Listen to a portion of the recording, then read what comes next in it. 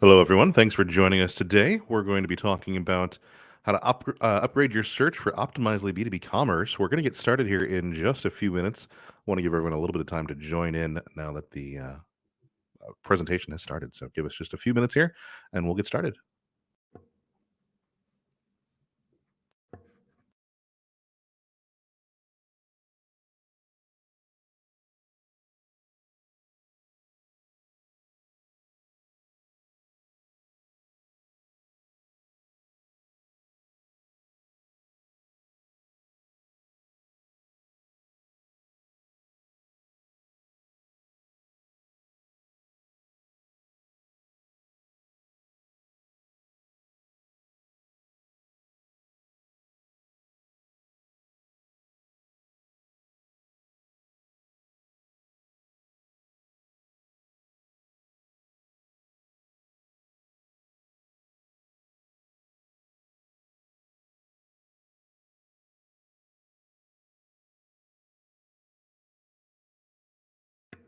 Excellent. Hello, everyone. This is Jonathan Meyer. You see my lovely face there.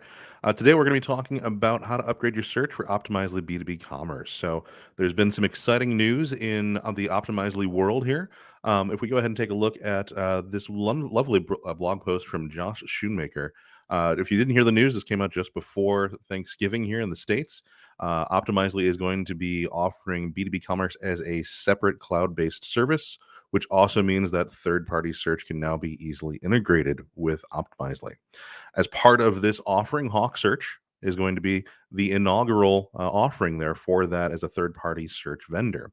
One of the great things that we have heard from Optimizely as part of this conversation and going down this path here is that Optimizely chose Hawksearch to be the inaugural search partner because of our specific focus on B2B search capabilities. So what we wanted to do today as part of this conversation is to really demonstrate those functionalities, what we had shown Optimizely to really prove that functionality out and really make sure that you guys are aware of all those functionalities as well as we go through this demonstration today, highlighting Hawksearch's B2B specific search capabilities. But we do want to make sure that everyone is aware here watching this that there is going to be the option to go ahead and integrate Hawksearch as part of a separate third party search directly from within the B2B commerce update that is coming soon. In addition to that, want to make sure that we're also calling attention to the fact that Josh Schoonmaker and our own Michael Benedict from Hawksearch will be doing another presentation next week, another webinar, the top 10 conversion rate optimizations for 2022. Make sure you sign up for that.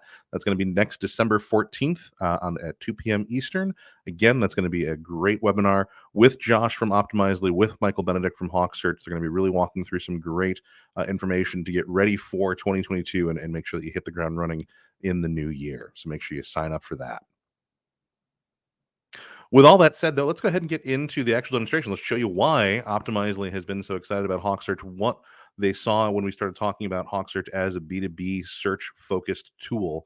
And what does that mean? Well, we want to start with the core basics. What does that mean? When you're looking to replace site search and you're looking for that with a B2B focus, what are the key things that we want to focus on there? Well, that's going to, of course, start with the search box. So here we're looking at Kirby Risk Electrical Supply. They are a great example of how Hawksearch works in this space, in the B2B space, and specifically in the electrical supply space. You're going to see that we have several other clients that we're going to demonstrate today with electrical supply as their background here. For Kirby Risk, let's start with some of the basics, of course, though. That is going to be when we jump into the search box here. You can see actually Kirby Risk calling attention to the fact that really they can search in any of the common things that we see in that B2B space: catalog number, brand, part number, Kirby Risks part number, UPC, or a barcode. And so to demonstrate this, let's actually do a keyword search first. Let's go ahead and start off with something so we can pull back in some results here. Now, I do want to actually focus as we can see here on the autocomplete. I kind of want to call attention to this as we're looking at this because you're going to see as we move through these other live sites showing off this B2B functionality that the autocomplete and the search results and really the whole presentation and UI can be very different based off of what the client's needs are. So here we're looking at Kirby Risk. I've started to type in a keyword search. We can see that we're pulling back in this autocomplete, bringing back in popular searches, bringing back in top categories, bringing back in product matches as well. One thing I do want to highlight is that the popular searches, the top categories, the product matches, all of this is also informed through machine learning. We'll dive a little deeper into that as we move through the presentation here today, but I do want to make sure that you are aware that one of the other big benefits, one of the other big things that Hawksearch brings to the table here is the fact that we layer a lot of machine learning and automation behind the scenes. So as you're getting this rich functionality, as you're getting this kind of B2B focused site search tool, there's a lot that you don't really have to worry about that's going to be automated based off of what we're learning from your site visitors, what we're learning from purchases and conversions, what we're learning from segmentation as well. Another great topic that we'll get into as we move through this presentation about how Hawksearch can actually fully support the different segments, the different clients, the different businesses, the different industries that you might be working within to drive specific results for them. But let's get back into the search results here. So I'm going to go ahead and finish off my search here. I'm going to say I'm looking for some copper wire. You can actually see the performance there as I'm going ahead and typing this in. We're getting back in, just our one relevant popular search, just our one relevant category, and of course our relevant product matches that refined very quickly as I'm typing in those searches. So again, performance. We want to make sure that as that third-party search tool, that you're not getting any kind of performance hit with that. As we're coming into this solution here, you're going to be getting very quick, very fast results. As I go ahead and execute that search and pull back in our results here, you're going to see that we're getting back in, of course, relevant results for that search term of copper wire. But what we really see in the B2B space, and when we start thinking about how Hawksearch works in a B2B environment, one of the things that we always understand is that keyword searches really aren't going to be the primary way that someone searches on a product. What we see in the B2B space is it's much more focused on part number searching, on UPC searching, on manufacturer's part number. So we want to demonstrate that because Hawksearch has a really unique way of approaching that and solving for the complexity that we see within that. To demonstrate that, let's actually go into a product detail page so we can see all of the various different pieces that Hawksearch is able to search on here. Now we're looking at the product detail page, and you can see that we've got several different part numbers. We've got the actual part number, that THHN-STR-12-GRN-CU-500FT, very long part number, lots of special characters, numbers, and letters. It can be very complex. We also have the Kirby Risk part number. We have several different UPCs that are listed here as well. Now, in the past, what would always happen is that you needed to account for all the different ways that someone might search on this. In the B2B space, what we always understand is that this might be the part number as it's listed in your data. That is not going to be the way that visitors search for it on your site. And so in the past, you always had to give your search tool 12, 16, 18, 20 different variations on how that data might be searched for so that it could find the part when a visitor didn't put in those special characters, when they put in spaces instead, when they only did a partial match on that. On the Hawksearch end, one of the initial features that we bring to the B2B experience is that we can account for how a part number is being searched on. We're actually looking on a relevancy end. We're looking at each individual field of data separately. And that means that we can treat the part number field of data differently than we treat, say, the name of the product or the category of the product. And this allows us to understand that, well, for a part number field, we want to remove those special characters. We want to look at that with white spaces. We want to understand what a partial match on that might be. And we can do that programmatically on our end without the client, in this case, Kirby Risk, needing to provide the variation in that data. And that means, of course, that I can jump up into the search box here and I can say that I'm looking for that THHN-STR-12-GRN-CU-500FT. And we will, of course, find the relevant product.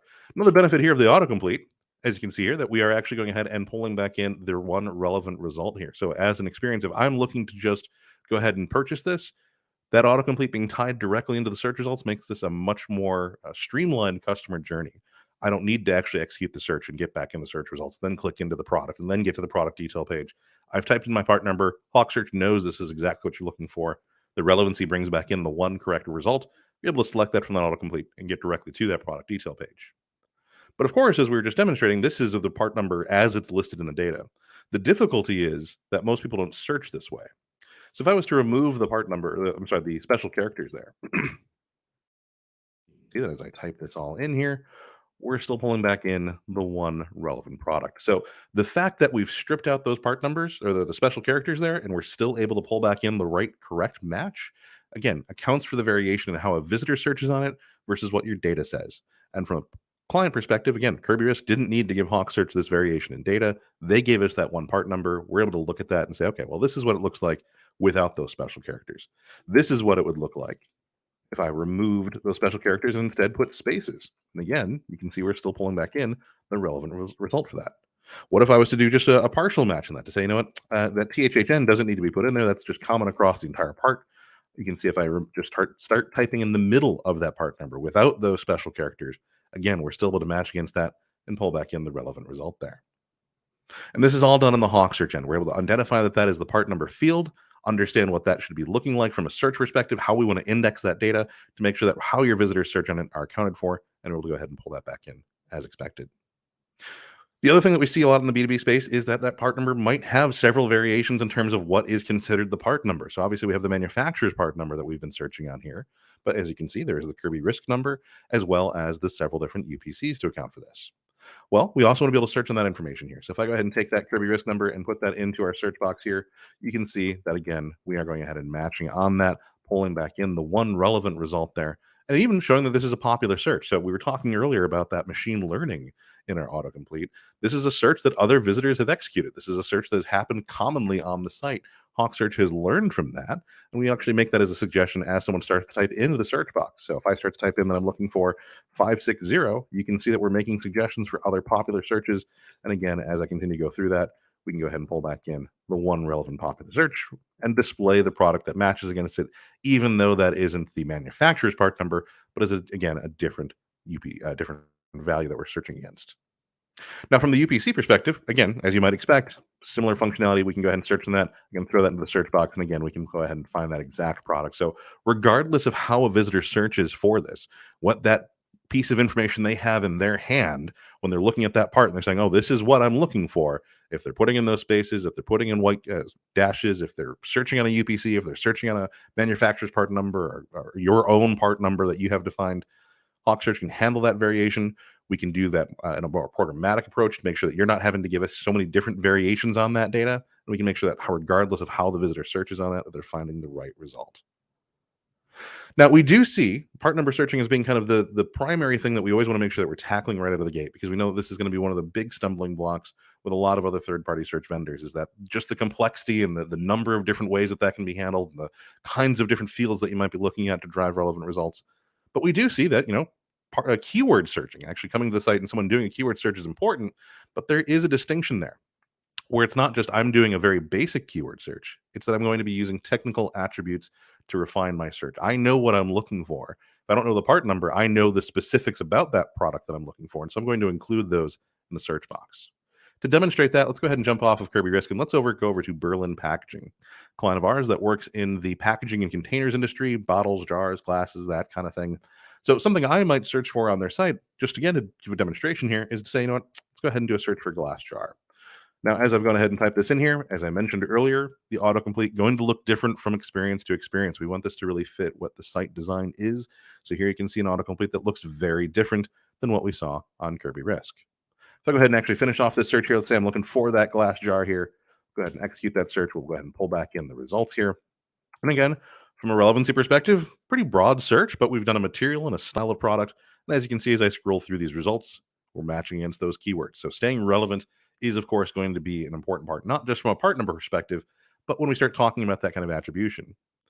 But what I wanted to really kind of demonstrate here is not just that we can do these kind of really basic searches, but that we can handle the technical attribute based search. So we've done a search for glass jar. Maybe I want to say, actually, what I was looking for is a color amber. And quick side note, Hawksearch is also driving the facets and filters here. So the fact that we have facets displaying as a color swatch as opposed to just text, fully supported from within Hawksearch, I can make that amber color selection. You'll also notice that within the results, we have handled that variance that this product is offered in both a white and an amber. When I make that color selection for amber, we are, of course, updating and displaying the relevant result for that. The fact that you've indicated the color to us, we're going to make sure that we're displaying the right color product as part of those results. Let's all say that I'm looking for capacity. I'm looking for 2 ounces. Make that selection. We've now gotten into our results here. You can see that we're only pulling back in 13 results as part of that. I did a really generic search, used the facets and filters to refine my search. A common kind of experience, but really what we see in the B2B space is that the person doing the search would already know that they're looking for an amber colored 2-ounce glass jar. So we want to be able to support that same kind of search.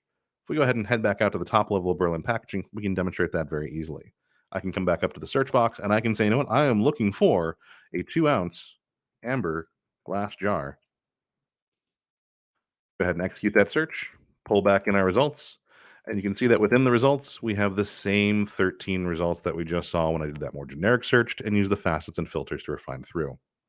What this really helps us demonstrate is that when you have that technical attribution around your product data, the material that it's made out of, the diameter, the width, the industry that it's made for, the kind of thread that it is, the whatever those values might be, we can use those as well to help inform the search results.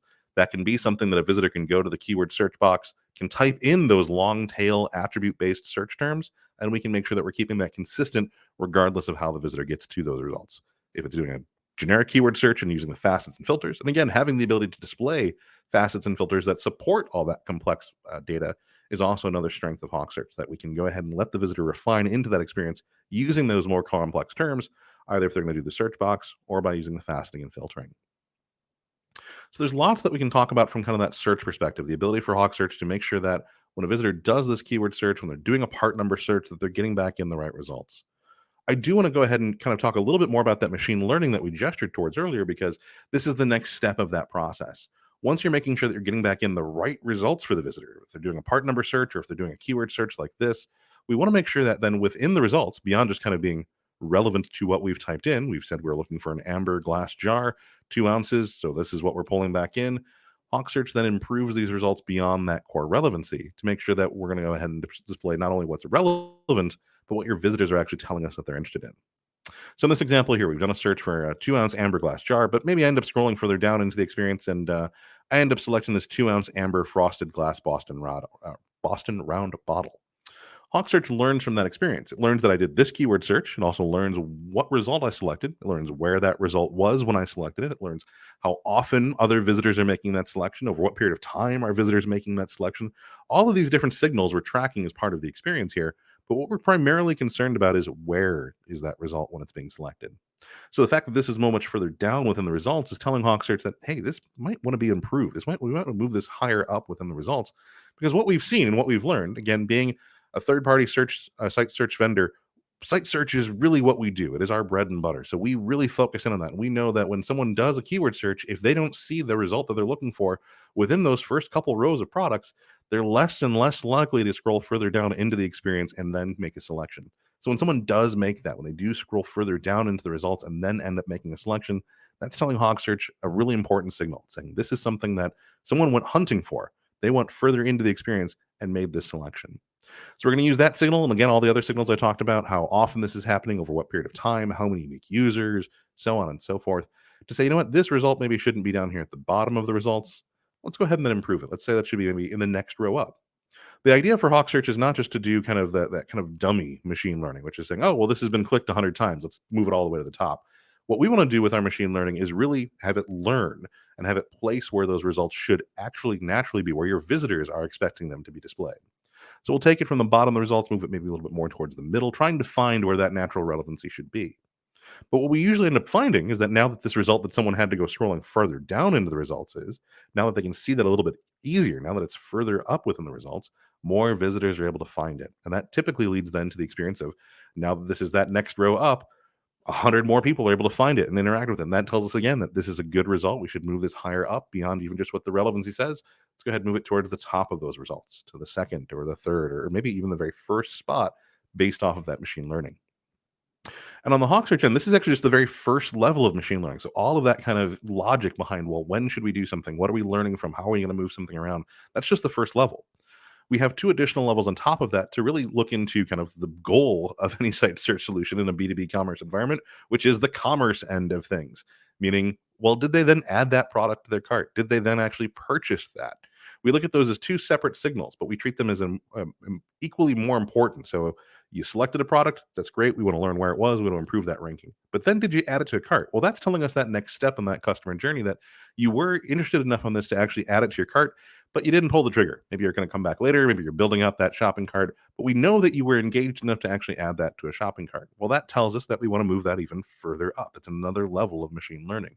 And then, of course, if you do actually convert off of that, that's a great signal to us. That's obviously the kind of the goal of the whole experience here. We treat that as kind of the gold standard. Items that are leading towards those conversions are going to be moved much more quickly towards the top of the experience.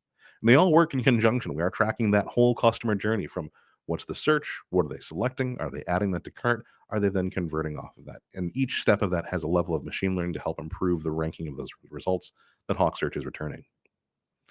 Now, one last thing to highlight here, another thing that we'll get into as we move towards the back end of the conversation here in this presentation is that we do also have a full recommendations engine with Hawksearch, something that's not really the focus of this conversation. We really want to focus on the site search functionality. But in this particular use case, we do have the personalization aspect from our recommendations engine that can influence the search results here. So the ability to say, well, we know, maybe you have that color preference that you like something in amber versus blue versus gold or green, using that information to say, well, when you did that more generic search for glass jars, maybe we would know that you, Jonathan, in this case here, previously purchased amber colored products, and so we might move those more towards the top for you on an individual level. Where a different user, maybe John Smith, comes to the site, he's bought blue items in the past, we'll move those blue items more towards the top for him. So really lots of kind of function that we offer, not just beyond getting in the right results and being able to account for all the different B2B use cases of that, but being able to also make sure that once we get back in the results, that as a business, you're not then having to, wrangle up, well, what's the actual, kind of constant maintenance of it? We want to take the day-to-day operations and streamline those using that automation.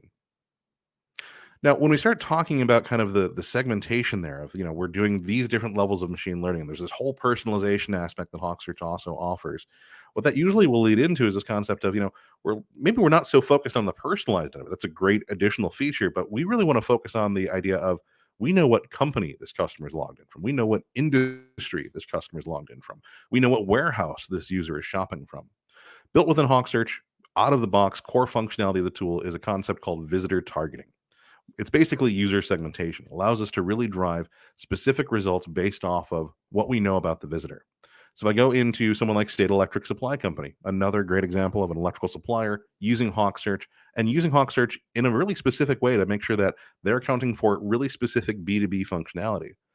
For them, let's go ahead and do this keyword search for sensors that we have up here. When I do that search for sensors, we're going to go ahead and pull back in our result set here. And this result set is going to be filtered, segmented against the experience that we're looking at the warehouse of Huntington. Now, I'm here in Illinois, so Huntington actually isn't the warehouse that I'm looking for. And this is not a nearby warehouse. But you can see that when we're doing this, we're getting back in our 804 results. And the majority of these results are coming from one particular category and brand. Allen Bradley is the category of 589. And if we scroll further down here into the manufacturer, you can see that we've got Rockwell Automation at 589. So for you, those of you in the B2B space, you might be aware of this already. Rockwell Automation is the parent company of the Allen Bradley brand name there. So these two values coincide together with each other. But there's a limitation here with State Electric Supply Company. They don't carry Allen Bradley / Rockwell Automation products across their entire warehouse system. So it really does inform and impact the results that Hawksearch would display. In this case here, we can see that we've still got our 804 results, but let's change that warehouse. Let's say, you know what? I'm not looking for the Huntington warehouse location. I'm looking for one that's close by to me. You can go ahead and select this location here. Let's just jump over to the Illinois warehouse location out here in Marion. When I make that selection, we have now gone from 804 results down to 308. And that is specifically because they don't carry the Rockwell Automation / Allen Bradley line of products at this warehouse. So if we look over here in the category, we no longer have Allen Bradley as a listing option. I can even try and search within this to say, oh, I'm looking for Allen Bradley. And you can see the category is not returning that as a selected value. Manufacturer, if I was looking for Rockwell Automation, again, not being returned because we're hiding that from the Hawksearch end. We know that at this segment, at this warehouse location, that Rockwell Automation is not available. And so we are hiding that from the results there.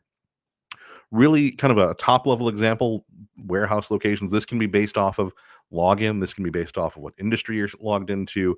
Really, we can support any of those different signals. This is just a really straightforward kind of top level example that you can see really clearly how Hawksearch can help drive that segmented experience. And again, this is all built into the tool. This is something that is core level to it to understand this segmentation through visitor targeting.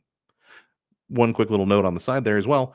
All of that segmentation, all of the machine learning I should talk about can also be applied at that segmentation. So when we're looking here at the Marion location, well, think about it. They don't have Rockwell Automation as a brand that they can sell. It's not carried there. So that's going to dramatically impact what's actually popular, what's added to cart, and what is converting at this location. So all of the machine learning algorithms that we talked about earlier, that can be applied here through the visitor targeting segmentation that lets us know, hey, at this location, here's what's actually being clicked on, what's being added to cart, what's being converted for this location versus another location that might have a different set of product line. And that can also happen again on that, whatever that segmentation might be. What industry are you in? What company are you associated with? So on and so forth. So one of the other things that we run into, and one of the kind of, I think, really important things that we can help highlight here is that what we're showing you now is kind of going beyond the site search functionality. We showed you how we can handle those part number searches. We showed you how we can handle keyword searches and long tail keyword searches, how we're able to drive the facets and filters. Again, you look at the kind of the number of options that are being returned here, even on State Electric. Really no limitation in terms of kind of using the data that you have to make sure that your visitors are able to find what they're looking for. But there's some use cases that really Hawksearch excels at. And so I want to go ahead and get into one of the more exciting features that we bring to the table of Hawksearch, especially when we start talking about from a B2B experience, is what we're calling our search information management tool. Now, the search information management tool has a couple of different functionalities, but as it applies to B2B, what this is helping us solve for is unit of measurement conversion. Being able to understand what your data says your product catalog has in terms of unit of measurement, what your visitors are searching on for unit of measurement, and also being able to standardize that not just from a search perspective, but from a faceting and filtering perspective. So to give you an example here, we're looking at restockit.com, a client of ours that is in the B2B space selling kind of office supplies, kitchen supplies, that kind of stuff. And so for them, as a quick example here, let's say I'm looking for a 6-inch food pan. We've got our kitchen information that we're trying to get together here. Let me go ahead and look for that 6-inch food pan. Go ahead and execute that search. And actually, again, real quick, let's back up for 1 second here and show you here just a very different autocomplete from what we had seen on the other sites so far. So very dynamic. You can hover over these to get different suggestions of categories, and that updates then the product display as well. Popular searches are also being updated here. Just a really, really nice autocomplete that's very different from what we've seen on the other sites. But let's get back to the feature that I wanted to highlight for you guys here. This is the unit of measurement conversion. So I have done a search for a 6-inch food pan. And as you're looking at the results here, of course, this is relevant to that keyword search. These are all 6-inch deep food pans. And you can see that here, even within the data, we're already kind of giving away the plot here. If you look, the data is actually saying that this is 6 space IN camware black food pan. So we're already doing a conversion of IN as an abbreviation to the fact that I have done a double quotation. So 6 double quotation, the unit of measurement conversion has already happened there where we said, well, you've searched on 6 double quotation, but we know that that also means 6IN is what is in their data. So we're going to go ahead and display that as the relevant results there. But this can go further than just kind of the what would be commonly handled in the past through like a synonym. This is being done more programmatically. We understand the relationships between these different unit of measurements. And that means that I can do a search like this to say, you know what, I'm looking actually for a half foot food pan. Go ahead and execute that search. And you can see it's the same 29 products, just what we saw before when we did that 6-inch food pan search. And the reason for this is that, again, we understand the relationship between these unit of measurements, and the sim is able to understand and translate, hey, you've done this search in a fraction and with the abbreviation for foot and the terms food pan. Well, we know within the data that we have 6 inches as a data point that we're looking for and food pan. So we're pulling back in the relevant results for that and then understanding the relationship between feet and inches. We know that in a foot, there are 12 inches. So half of a foot is 6 inches. So that means that that unit of measurement conversion can understand when I'm doing that fractional search of 1/2 FT, we're going to be looking for 6IN as another variable to be searching against and pull back in the relevant results. But we've shown you whole numbers and double quotations. We've shown you fractions and abbreviations. But as another example here, we can, of course, then also do decimal points. So I can say I'm looking for a point FT food pan. If we go ahead and execute that search, it's the same 29 results. And again, from a business perspective, Restock It is not having to set up a whole big relationship library that says, okay, well, this is a synonym for that. This is a synonym for this. Here's how we want to treat X, Y, and Z. This is done more programmatically. We know, unit of measurements doesn't change from product to product. The data point and the way that it's structured might change. But what we really want to understand is what does your data say and how are your visitors going to be searching against it? And then we can then understand that and build out the logic here that says, well, if they put an abbreviation for FT to mean foot, if they put in a single quotation to mean foot, if they're using decimal points, whole numbers, fractions, it doesn't matter. We're able to do that translation basically to say you've searched in on this value, but this is what it means in the data and vice versa. But this example here has been primarily based off of the keyword search. I've done a keyword search and we're pulling back in the relevant results. One of the other issues that we see in the B2B space is that when you start talking about kind of unit of measurement as a value that you want to use, not just for search, but for faceting and filtering, that can be very, very difficult to standardize and make it so that you don't have a bunch of different options between your facet. You could have just a lot of variation there because it's not standardized. So as an example here, let me go ahead and do a different search here, and we're going to show you a couple of different examples of how Hawksearch can help, not just from a keyword perspective, but from a perspective of faceting and filtering using that sim. So I've done a search for foam and soap for a couple of different reasons, because this will let us highlight two variations that we're tracking for restock it and helping standardize from a facet and filter perspective.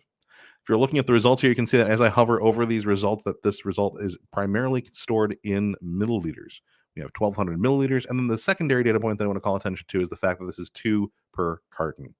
These data points are important to restock it because this changes the way that their visitors are looking for it. As a primarily US based company, milliliters isn't the value that their people are, that their client base is actively looking for products. They're looking for it in fluid ounces, not in milliliters.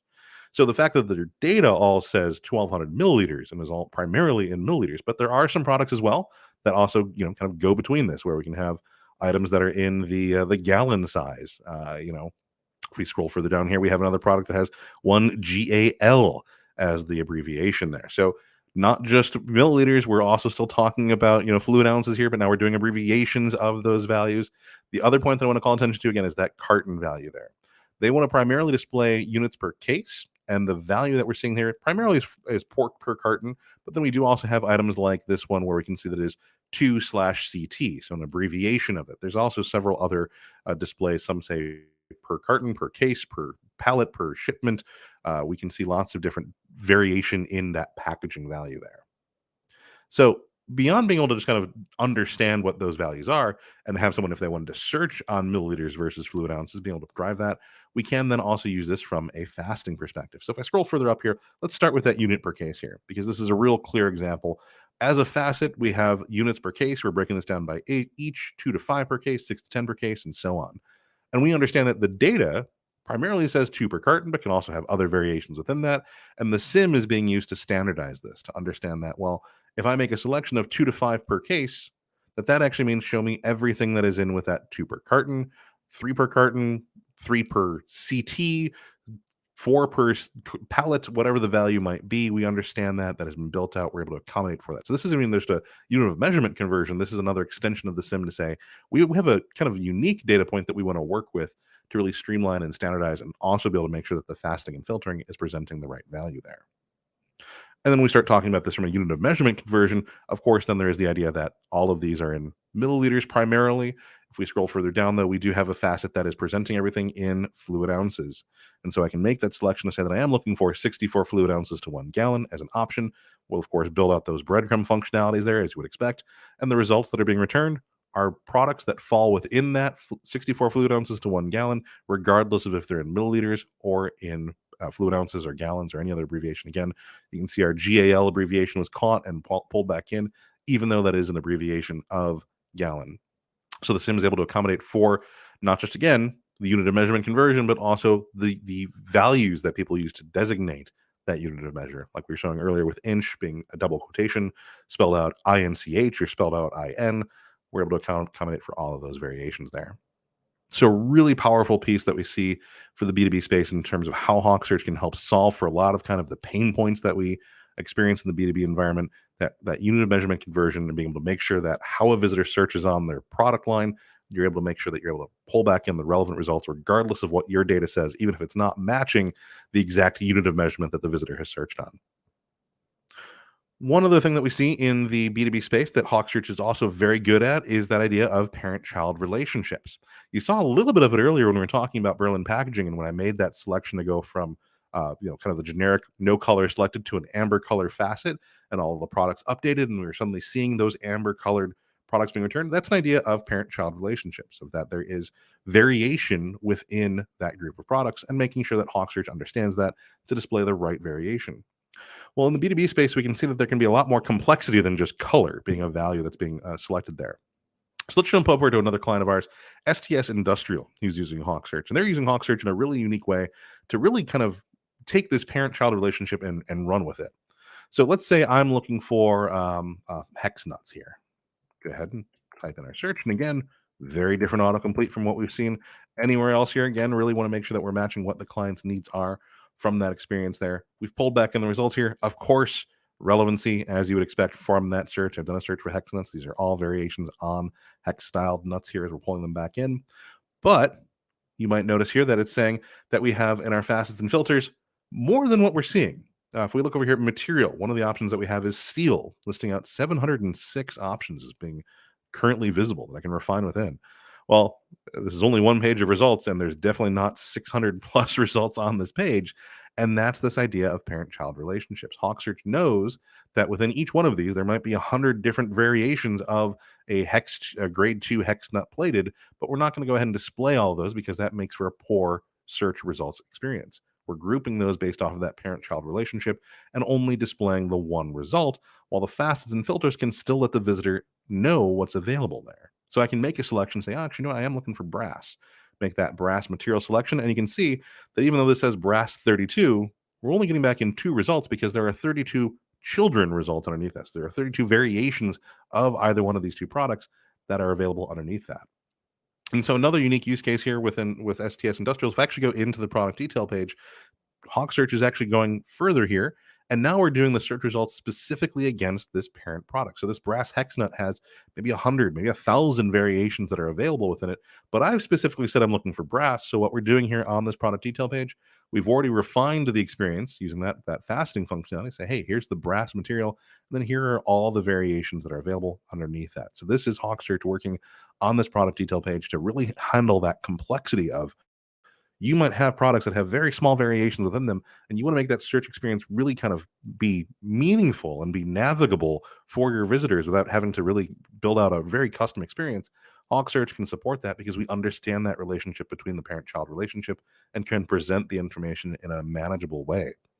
And what's neat here is that, as an example, here, let's say that we've got all the regular fast and filters here work just like a normal search results page. So I can continue to refine it. I can say that I'm looking for a 5/16 width across flats. Make that selection there from the fast and filter. We've built out that breadcrumb again here, and we've refined into just our 2 results. But what we can also do, if we go back to just our first results here, let's actually, let's go back to the top of the site here, and let's do that search again for a hex nut and do that search, pull back in the result here, and let's again say that I'm looking for brass. And again, that refines us into the 2 results that we had here from the brass hex nut and the brass nylon insert lock nut. But we can also, again, make that selection for width across flats and say, you know what, I am looking for that 5/16. Make that selection. And again, this says 3, so our results are actually not refining at this point. But if I go now into that brass hex nut product detail page, Hawksearch knows the facets and filters that you'd already selected and carries them over to this experience. So instead of then needing to further refine, I've carried over those values here. You can see the breadcrumbs already built out. And so we are, again, just displaying the same 2 results that we had previously there. Really makes for a very easy way, very frictionless way for your customers to deal with very complex catalogs that have that dynamic, very technical parent-child relationship when we start talking about products. So this really kind of wraps up a lot of the high level site search functionality that I wanted to get into here, really leaning into kind of what Hawksearch can bring to the table around that B2B focused experience. Hopefully you kind of picked up on that from the part number searching, the way that we're able to handle the complexity there within that part number and still return in relevant results, long tail keyword searches and kind of being able to search against any of the attributes someone might have in your product catalog and still pulling back in the results, driving segmented results, being able to understand what location is someone from, what business are they logged into, what industry are they in, and honor that as part of the experience. The unit of measurement conversion being a very important part of being able to handle the complexities of B2B searching, and then even doing the parent-child relationships like we've seen here on STS. But there is more that Hawksearch can do. Now, search is in our name. It's obviously one of the primary things that we bring to the table, and obviously one of the reasons why Optimizely went with Hawksearch as the inaugural third-party vendor for this new initiative. But there is more that we can do, and I want to get into a little bit of that so you guys know a little bit more beyond just the site search functionality of what Hawksearch can offer. So let's actually go ahead and talk about those recommendations. So you mentioned, as I mentioned earlier, Hawksearch does have this whole personalization ability to influence our search results. We were talking about that here on Berlin Packaging, where we can learn from what visitors are doing on the site and build out a personalized profile so that as they're doing those keyword searches, the results are being influenced through that personalization. But as I mentioned, that is all part of a recommendations tool that Hawksearch also does offer. I don't want to spend a ton of time on that, but I do want to give you an example of what we can help bring to the table when we start talking about what more can Hawksearch do for you. So as an example here, let me jump into this 2-ounce amber glass straight-sided squat jar with the cap not included. Now, because the cap's not included, Hawksearch is using our recommendations here to make suggestions for the accessories. And these accessories are, of course, informed by all of the data that we already have from the site search perspective. So we know what size this jar is. We know what material it's made out of. We know what the style of it is. We know the cap is not included, but we also know what the cap size is. This is, again, data that we have access to. And again, keep in mind when we start talking about this from that Optimizely connector, from that integration that we're going to have, all of that data that lives in Optimizely is able to be pulled into Hawksearch, and we're able to use that for not just the site search functionality, but for things like this recommendations tool to be able to understand that relationship and automatically build out those accessories for the relevant caps that match this particular bottle. And again, this is just one simple example of how we can do that using the different data points to build out that relationship automatically. So that as a business, you're not having to kind of hard code those out. But then we can also do other recommendations like this. We're seeing here, compare similar items. So if we're not looking to just make suggestions for accessories or related items that might want to go through them, we can also say similar items. So here are other glass straight-sided squat jars of various sizes that we're also making suggestions for. And again, this is using the data that we have access to make those recommendations. We can even do this across the entire site. If we go back out to the top level of Berlin packaging and scroll a little bit further down, you can see that we're doing the trending items here on this site as well. This is, again, Hawksearch taking advantage of all of the different signals that we have. What are visitors searching on? What are they navigating to? What are they adding to cart? What are their fast and filter selections? To be able to understand what are the trending items on the site and make those suggestions as we're seeing them here. One other thing that I'll touch on very quickly in terms of beyond that recommendations function that Hawksearch offers is we do have the ability to also drive landing pages. So the ability for us to handle kind of the category functionality of your site. And that doesn't mean handling kind of the menu system that we see fly out here. It means handling the display of the results on the actual selection. So if I go into a particular bottle here, let's say I'm looking for a Boston round bottle. Let's stay consistent with what we were looking at earlier. Make that selection for Boston round bottle. We're on berlinpackaging.com/Boston round bottles. This is an example of a Hawksearch powered landing page. So this is all of the products that live within that category. Hawksearch has that information stored. We know what products live within that category because we're doing that for the fastest and filters. We're doing that to help understand when someone does keyword search. So when we're able to very easily use that information to then say, you know what, here are the products that fit within that category, makes it really easy to then also leverage any of the machine learning, any of the segmentation. Let's say you don't have all of your Boston round bottles are not available universally. We can go ahead and display what is available at that category level using all of the other segmentation and machine learning that we have within Hawksearch. And it doesn't need to just be these kind of category-based approaches. We can also do more dynamic examples, like when we start talking about, let's say, new arrivals. This is here are new things that have been added. This works across the entire site of product catalog. This isn't just one category of products. This is using another data point that says, is this new? Yes or no?